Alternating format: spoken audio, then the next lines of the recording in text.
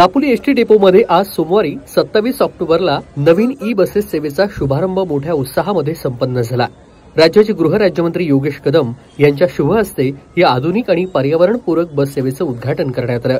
या समारंभाला स्थानिक जनप्रतिनिधी, परिवहन विभागाचे अधिकारी आणि नागरिक मोठ्या संख्येने उपस्थित होते। या नव्या ई बसेस दापोली आणि परिसरातील प्रवाशांसाठी आरामदायी, सुरक्षित आणि प्रदूषणमुक्त प्रवासाचा नवा अध्याय सुरू करणार आहेत। सध्या दापोली डेपोला एकूण 10 ई बसेस देण्यात आल्या। त्यापैकी 5 बस 35 सीटर तर 5 बस 45 सीटर क्षमतेच्या आहेत।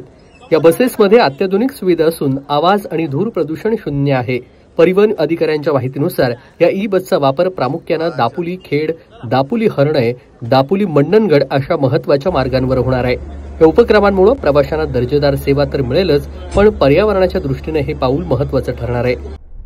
महायुतीच्या सरकारच्या वतीने महाराष्ट्रामधील सगळ्या बसेस ह्या बदलण्याचं काम चालू आहे। जुन्या बसेस कालांतराने ज्या बिघडतात, नादुरुस्त होतात, त्या बदलून नवीन गाड्या देण्याचा अतिशय महत्त्वाचा निर्णय हा झालेला आहे आणि त्याचा चांगला परिणाम संपूर्ण महाराष्ट्रामध्ये पाहायला मिळतोय।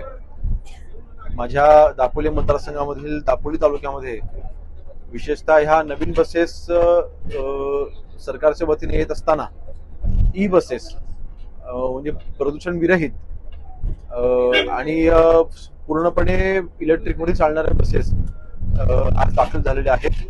दापोली तालुक्यासाठी 10 बसेस आज कार्यरत होत आहेत।